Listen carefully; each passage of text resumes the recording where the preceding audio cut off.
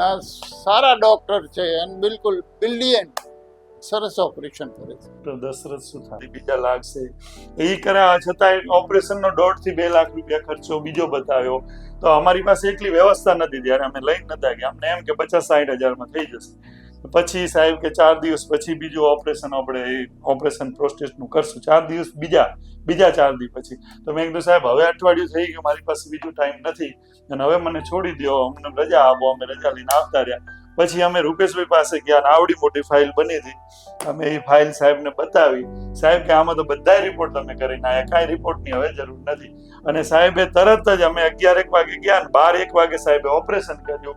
અને સાહેબને અમે ફીઝનું કીધું તો કે ફીઝનું ટેન્શન ન લ્યો. અને પછી આવતા અમે ફીઝનું કીધું તો સાહેબે ફીઝ પણ ન લીધી અને ફ્રી ઓફ ચાર્જ ઓપરેશન કરાવ્યું. ના સાહેબ આપણે પથરી હોય ને તો એક કે બીજો કોઈ પેશાબનો રોગ હોય એના સારા ડોક્ટર છે. બહુ સારું છે. હા, કોઈ કમ્પ્લેન આવી નથી ને અમે તે પછી બતાવવા ગયા નથી. અને આ અમે ડોક્ટર એટલે અમારી રીતે દવા પછી કંઈ હોય તો આપી દઈએ કે ડ્રીપ ચડાવી દઈએ. એટલે અત્યારે હજુ સુધી કમ્પ્લેન કોઈ આવી નથી. આપણે ઓપરેશન કરાવ્યા પછી એક વારંવાર જાતો વારંવાર તેર લાગે છૂટથી એકી આવે નહીં અને જલન થાય બહુ.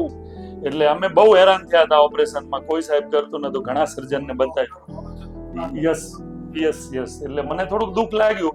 ત્યારે મેં નર્સને કીધું હતું, સિસ્ટરને, મેં કીધું અમે ડોક્ટર છીએ છતાં તમે આટલા ધક્કા ખવડાવો ને એને રિપીટમાં તમે કરો છો ટેસ્ટ. હા તો મેં ત્યારે કીધું હતું, મેં કીધું હું નામ નહીં દઉં હોસ્પિટલ. તો એ લોકો મેં કીધું ડોક્ટરને આટલા હેરાન કરો છો તમે સામાન્ય પબ્લિકને કેટલા હેરાન કરતા હશે. સમજ્યા? એટલે એ મને બહુ સારો અનુભવ થઈ ગયો સાહેબ. એટલે એ બેસ્ટ સારું સક્સેસફુલ ઓપરેશન અને આમે સરસ અનુભવ સારો 78 સમથિંગ. ઓકે કોઈ પ્રોબ્લેમ નહીં, એકદમ ઓકે. સાહેબ વિશે તો સાહેબનો સારો એવો એક્સપિરિયન્સ છે. મારા ખ્યાલ મુજબ 6000+ ઓપરેશનનો એક્સપિરિયન્સ છે. સાથે કામે સારું છે. સુધી નથી થયો આજ સુધી કોઈ એવો કડવો અનુભવ થયેલો નથી. અને જે પેશન્ટ ગયા છે એ રાજી ખુશીથી પાછા ઓપરેટ કરાવીને મેડિસિન લઈને આવ્યા છે.